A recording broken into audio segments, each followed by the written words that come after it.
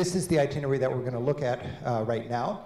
And this, for us, is the best beginning itinerary for Spain and Portugal. We also have a shorter itinerary that's just the two greatest cities in Iberia, with a side trip to Toledo.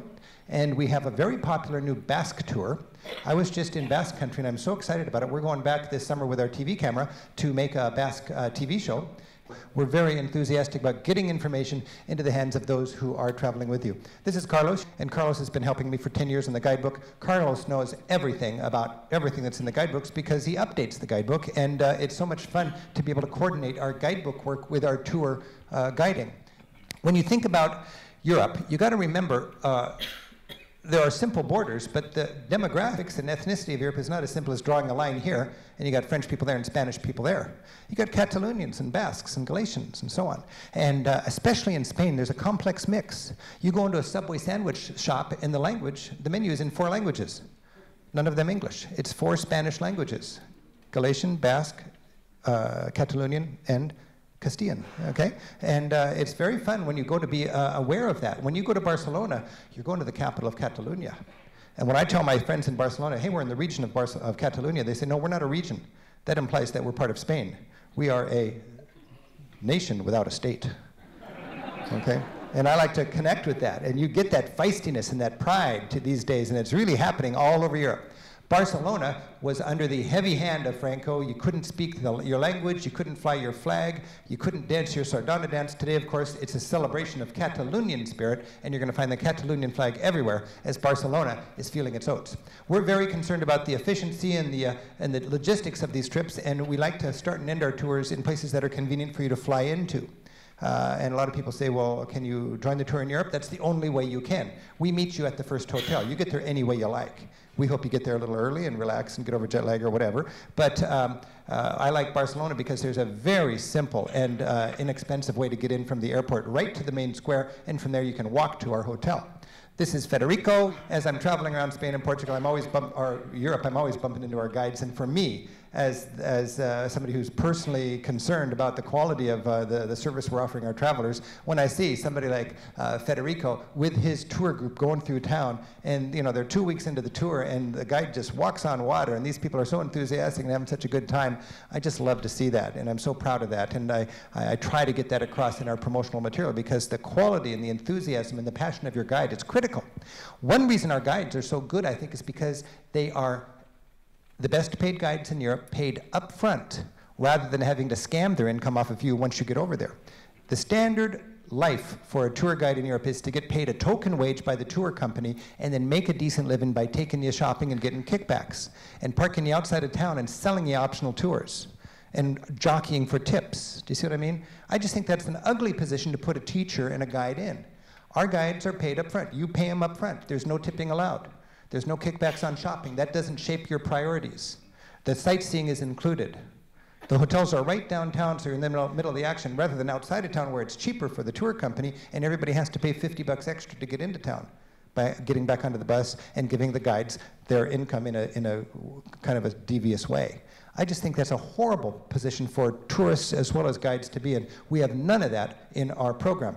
That's why we attract guides that want to be teachers rather than salespeople, and that's why a lot of people keep coming back to our tours. Now, this is literally right out the door of our hotel in Barcelona. It's a beautiful hotel, and you step out there and you see this festival of life in the streets in the old part of town. The Ramblas goes right down to the harbor front, and today, when you go to Barcelona, you're going to be immersed not only in this energized city, but in a city that is proudly Catalonian.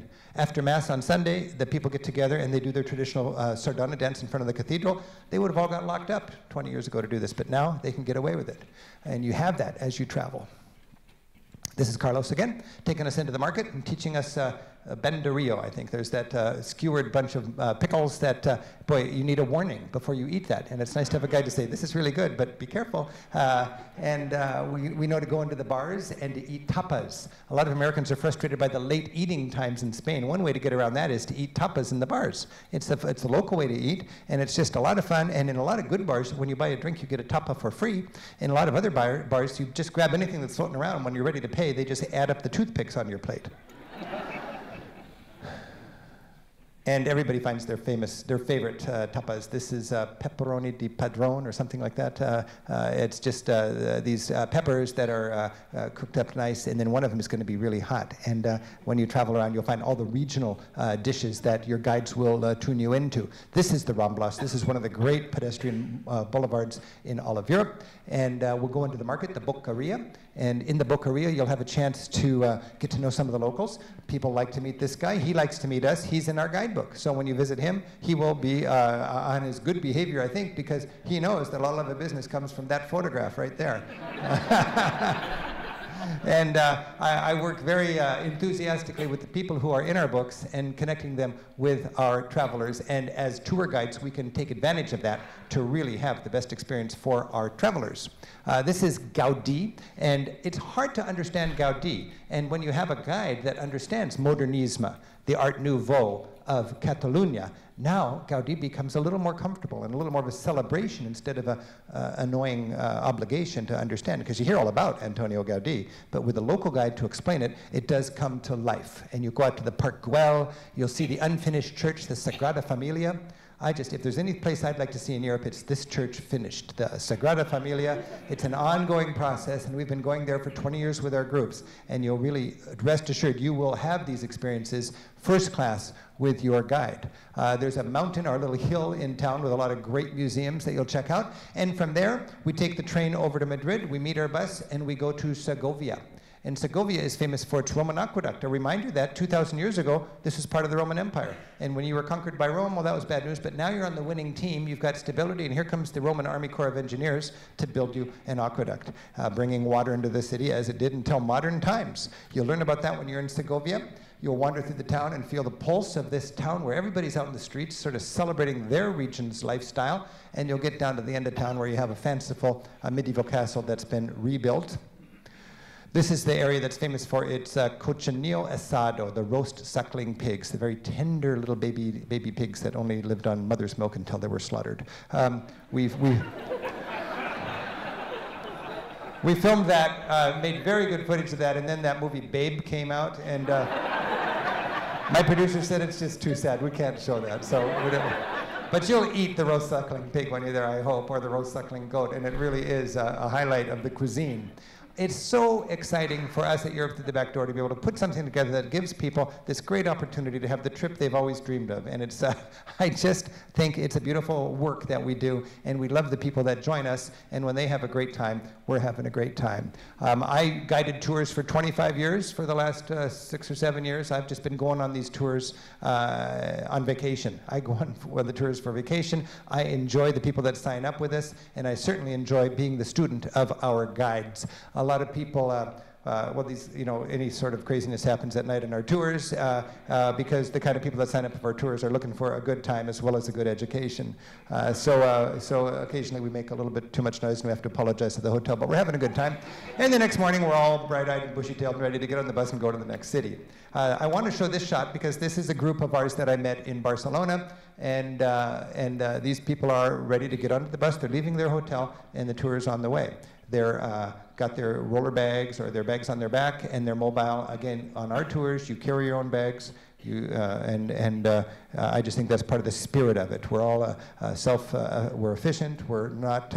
We're well organized. We're on the ball. We're punctual. We are fanatic about punctuality. And if you're not there on time, you're going to miss the bus. You've got to address to the next hotel. We figured you just thought, your little excursion was more important than 25 people's vacation time, so we'll see you at the hotel. We have that little bit of terror injected into the tour. And because of that, we're able to run a tight ship like nobody else in the business, I'll tell you. And it's a beautiful thing. You leave one person once, and everybody is punctual for the rest of the tour. Anybody got a problem with that? No. So I like our big, comfortable buses. We got big, modern, safe buses, great bus drivers, and about 2 seats per person. That's a beautiful thing. Now, if you're running a tour company, it's hard to, it's easy to put 50 people on a bus and be profitable. When you have 25 people on a 50-seat bus with the best paid guide in Europe, with no kickbacks, it's tough to be profitable. We have to run a very, very tight and well-organized business. We have to fill up to capacity our groups, because if we have 5 people less on the tour, we're just literally not making any money. People ask me, how can you be profitable in your business when they look at the whole equation? And because they add up all the cost of doing it on your own compared to our tours, and it's essentially the same cost. And I tell people, if I can just convince 25 people into sharing one vehicle instead of renting cars or taking train passes, right there's enough difference to make me happy in my business.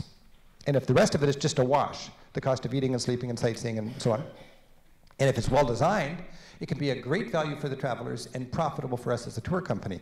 And that's basically how we've been doing this for 30 years, and it works just beautifully as far as I'm concerned. But we do have to be efficient, and we have to be real straight in our advertising so we get people to know what is the sort of program. Our bus drivers are part of the family, and it's just great to have them on board, and they like to have a tour company that's not designed on getting kickbacks and taking people shopping too. Our buses are high, quiet rides with a good mic. You're going to learn a lot on the bus, enjoy a lot of good, relaxing time, because your days are going to be quite full. From Segovia, we go to El Escorial. And El Escorial is the palace of the Inquisition. It's the only building built in Spain during a whole generation. And this is a time when the Counter-Reformation was going on, as the Catholic armies of Spain were defending the Catholic Church against those Protestant armies up north. It's a thrilling time to get into European history. And when you go to this palace, you get a feeling of that age. When you go to the palace of the Inquisition, and you find the piety of the Catholic monarchs of Spain. Another site nearby is the Valley of the Fallen. And the Valley of the Fallen is this massive memorial to all the people who died in the Civil War back in the 20th century. And it's also the tomb of Franco. And it's a very stern and fascist kind of place. And that is another powerful experience that we love to give our groups. Coming into Madrid, our hotel is right downtown. This is looking out the window of my favorite hotel in Madrid that many of our groups stay in. And you have here the Times Square of Spain, basically, the Puerta del Sol. And the Puerta del Sol is a short walk to the Royal Palace.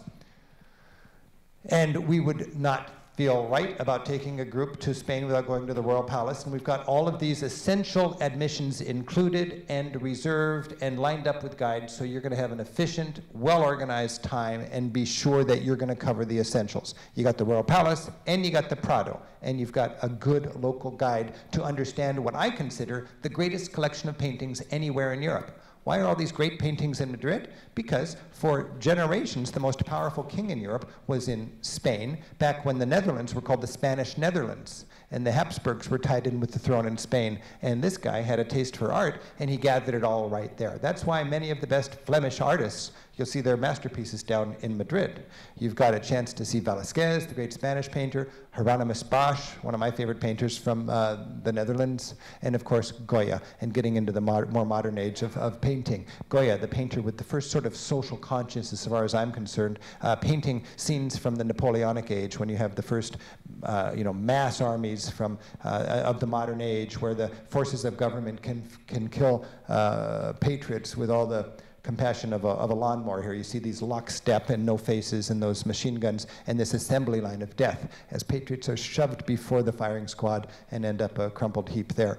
There's this sort of power that comes across in the art, and when you have a tour guide that can take you right there and put it in its context, I think you are getting a rich experience, and that's what we're determined to give you.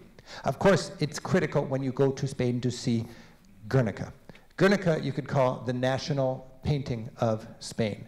And Guernica is in the Modern Art Museum just a few blocks away from Prado, and I'm adamant about including the Guernica in the tour, and you'll get a good rundown on that mural that Picasso made, sort of as a memorial to the victims of the first aerial bombardment. Hitler had this ability to drop bombs from airplanes onto towns. His friend Franco was in a troublesome civil war. Hitler wanted to give this a whirl. Franco said, well, great, there's a bunch of my enemies there in Guernica. Why don't you just bomb that town to smithereens and see how it works? Hitler says, cool. He does it, and it's just the first example of collateral damage, I think, in this modern sort of sense. Picasso was appalled. He made this powerful mural, and you'll see it today. And when you go there, there's a reverence to that, because it's really so much part of the soul of Spain. And it was out of the country, in exile, actually, until Franco died. And then it could come back into the country and take its rightful spot there in the capital. Whether you want to go to a bullfight or not is up to you. We are not in the interest of censoring your experiences. I just met with my guides this last week, and we're meeting all this week long. And one thing I encouraged my guides to do is not be too careful. Get people out of their comfort zones. If people, I don't think we should take everybody to a bullfight, but certainly facilitate a bullfight for people who want to see a bullfight.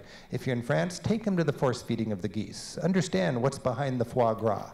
If you're in Ireland, go to Northern Ireland. If you're in Turkey, talk to a Kurd. If you're going to Germany, go to a concentration camp. These are out of people's comfort zones, but I'm not interested in keeping people in their comfort zones. I'm interested in reality. And in America here, it's very blissful, isn't it, to just kind of watch happy things and not understand the reality out there. It is such a beautiful opportunity in your travels when you have a teacher who's a local, who's passionate about something, to let him show it to you. And a bullfight is an integral part of the Spanish culture, and if you want to go out there, it's quite easy. But for most people, going to a bull bar is enough. We have sports bars here. You can go to a sports bar and it's like the religion, you know. Over there you go to a bull bar and it's like the religion, and you're surrounded by mounted bull heads and the dagger that killed him, and photographs of matadors that got gored, and coats of light that have holes in them, and horns that have a little bit of the bangles from some matador's pantaloons on the splinter of the horn. It's just an amazing thing to hang out here and talk to people who are aficionados of the bullfight. And you can have a bull tail soup if you like. There's Federico and Amanda, two of our guides. They help me when I'm guiding or doing my research, and we're going through the bars and eating the beautiful things on the tapas plates. The scene in the tapas bars is just wonderful when you're in Spain, and it'd be a shame to miss that. And we're just so excited about, you know, getting this information, equipping our travelers with that guidance so they can enjoy that experience. From Segovia and Madrid, we go south to Toledo. Toledo is the historical capital of Spain. It's designed in the tight bend of the Tagus River. So 3/4 of this loop was made by the natural moat.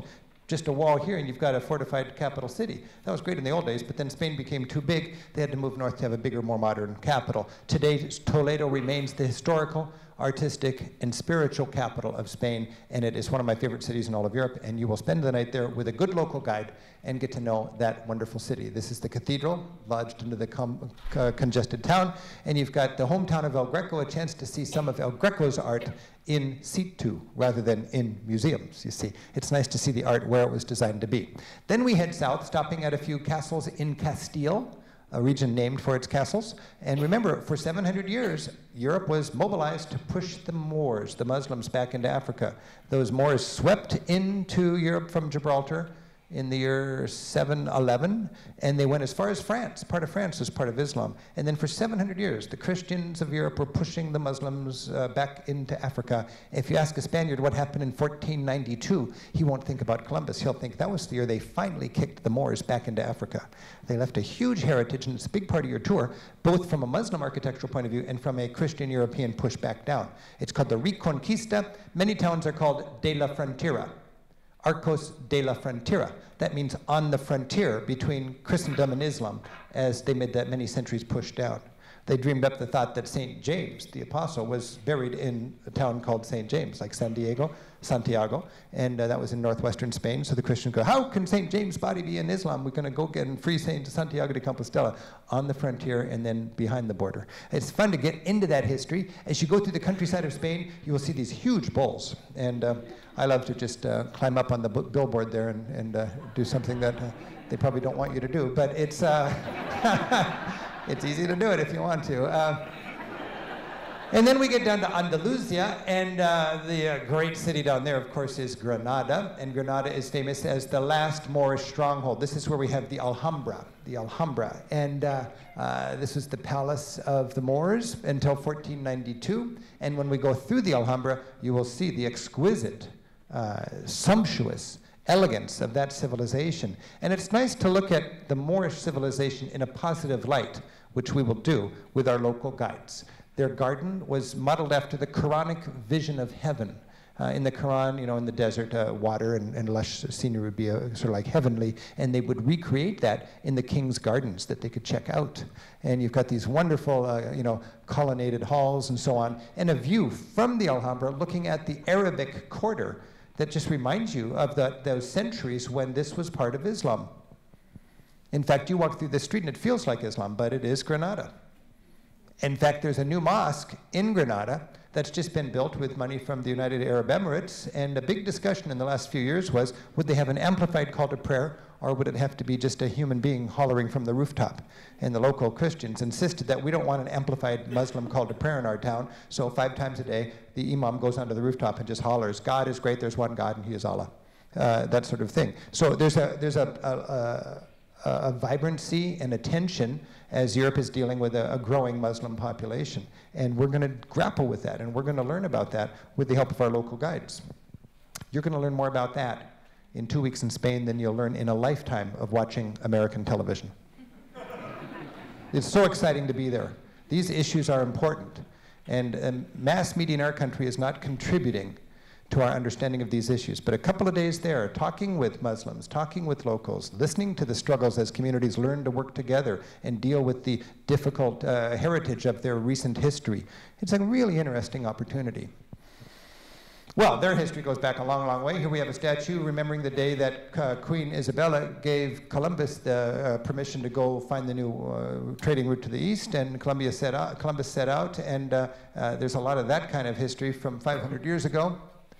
And there's a lot of gypsy culture, and there's even a gypsy community in the hills there, Sacramante. And of course, there are back streets where you'll get great food, great tapas, good wine. I shot this shot just because here you go to a bar, a real bar, not a tourist place, but a real bar. You pay €1 for a glass of wine, and it comes with a free tapa. There's a meal, $1.50. That's pretty good. Bill Clinton's favorite little romantic perch when he was in Granada was right here, looking out at the Alhambra as the sun set and the lights went on. And I just love that spot too. When you go to the Alhambra, you want to go across the way and hang out with the kids here as they look over at the floodlighting coming onto the Alhambra. And then we go to the Costa del Sol. And I'm not a big fan of the Costa del Sol, but we want to give it a look. And we do go along the Costa del Sol and check out what I think are the nicest parts. And then we get to Tarifa. And from Tarifa, which is just a little bit west of Gibraltar, we get on the fast boat to Morocco. I am so excited about that. This is the first year we're spending 2 nights in Morocco. For 20 years, I was calling Tangiers the armpit of Africa. It was a hellhole. It was the Tijuana of Africa because the king didn't like Tangier because Tangier was an international city after World War II. And in the king's opinion, Tangier turned its back on the motherland and just sort of sucked up to the west, you know, and betrayed Morocco, traditional Morocco.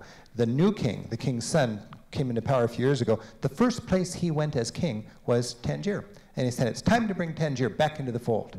And there's a new pride and new spirit, and they're seeing some federal money. And Tangier is a delight now.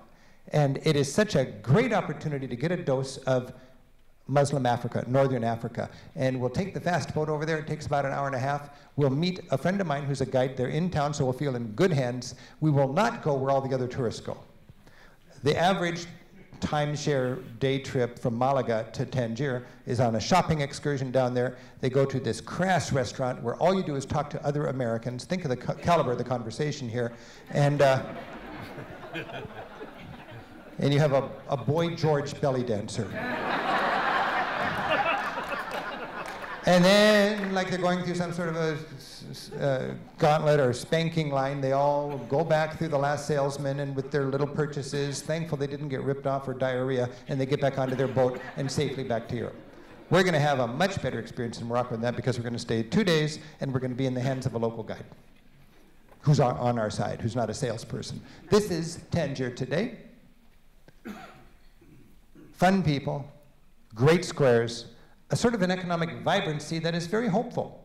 Because you walk around Tangier and you get a sense that they don't think about America, good or bad. They're just raising their kids and trying to make their local economy work. It's a beautiful thing to check that out.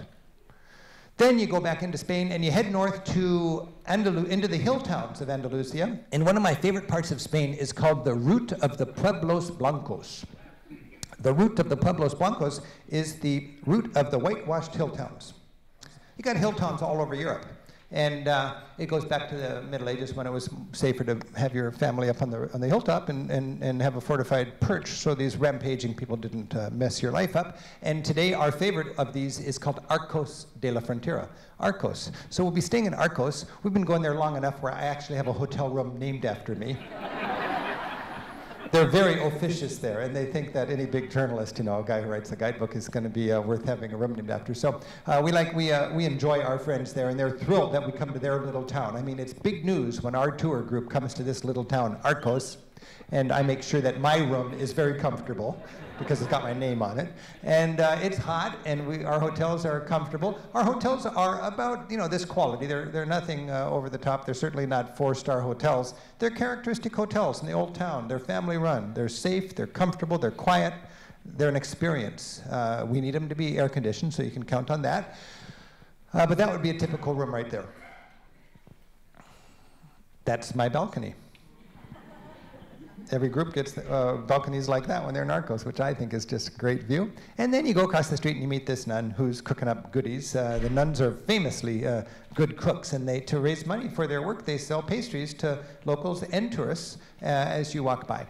Everybody is proud of their courtyard, and just wandering through the back streets, you see people that show off their courtyards in a beautiful way. And with your guide, you'll actually take a courtyard tour to get a little insight into that aspect of the culture. And everywhere you stop has characteristic pubs and bars that are not taverns like we have here, but they're more like small little restaurants and wonderful, proud, family-run bistros that serve you the local specialties with the local drinks. For 25 years, for longer than that actually, I've been saying if you see 4 cute guys sitting on a bench, ask them to scoot over.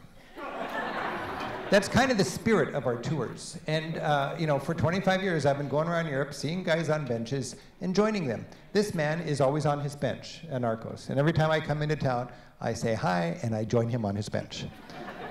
And I just love to have our groups in a situation where you're not in a tourist trap of a town. I mean, typically what sells is tourist traps. The standard operating procedure for a tour company is to lace together a bunch of famous tourist traps, and everybody who's read Under the Tuscan Sun is going to go to this town, and everybody who's seen that show is going to go to this town, and so on. And it's just a big commercial drag as far as I'm concerned. I want you to get away from the tourist traps where you're not part of the economy, but where you're part of the party. And this is our challenge as tour organizers, because there is a reality. We got to be able to get the bus there. We got to be able to have comfortable and safe hotels for 25 people. And we still want to have you in a situation where you can break apart and not feel like you're in part of a group. That's the beautiful thing of the way we run our tours, I think, is you will be in these towns and you won't feel like you've just invaded. I was just in Dubrovnik with my film crew, and it was a beautiful sunny day. I thought, great filming. I got downtown, and the city was a human traffic jam of tourists because all the cruise ships just arrived. And you could not walk down the main street. I mean, it was a nightmare. I just said, put the camera away. We just can't shoot this. And it occurred to me, 90% of the Americans who see that great city, this is their experience. They get back in their tenders, they go back out to their ship, and that's the last chance they have to see the greatest, the pearl of the Adriatic. It's a lost opportunity. And we try very hard to get you away from that stampede. And we effectively do just that. And that's why people are flying from all over the United States to go to this party today to meet with their guides and celebrate the experience they had and plan their next adventure in Europe. Sevilla is the capital of the South, the culture. And one city where you can really feel that passion of being Spanish, that duende, that soul, is in Sevilla. They've got a huge church built on top of what was a huge mosque. This is actually the minaret from the mosque that stood there previously, that's now the bell tower of the church. Columbus's tomb, huge gold-plated altarpiece made with gold from the New World. Incredible treasury, giant pearls carved into angels, beautiful minaret, sumptuous palace and garden, and great local guides. I have my picture here of Concepcion, because she's been with us for 10 or 15 years. She's a wonderful teacher. She just does Sevilla, and we book her out 8 months in advance, and every one of our groups has a day with Concepcion, who's my favorite guide in southern Spain, and I know you're going to have a rich experience with her. No other tour company does it that way. I can't say that, but the standard operating procedure for other tour companies is just to book a guide. Do they know who it's going to be? No, it's a guide. 3 hours or 2 hours. Meet where? Okay. You know, we book Concepcion because Concepcion knows our program. She's a friend of our guides, and she's flown to Seattle to celebrate with our groups in the past. She's part of the family. And that's a huge intangible that I think that distinguishes our tours. Sevilla, whether the April Fair is going on or not, has this enthusiasm, this boisterous love of life. All year long you can get into that, and it is tied in with the Catholicism of the region, which is really quite inspirational, and it takes a local guide who respects that culture to bring it alive for you. The river is a chance to go to the other side of the river. We have the other side of the tracks in the United States. In much of Europe, I think it's the other side of the river. You want the edgy, rustic, rough-edged part of the town where you get the characteristic bars and nightlife, you go to the other side of the river. We do that in Sevilla. It's called Triana. And then you're going to have a glass of wine with these local ladies who come every Wednesday night to their favorite bar. And you're going to learn a little Spanish. Well, that's what we think is the best single itinerary to cover Spain. And we hope that that gives you a chance to really have a foundation for understanding and enjoying Spain, and possibly staying longer, possibly going on to Portugal from there. Thank you very much, and happy travels. Thank you. Thank you.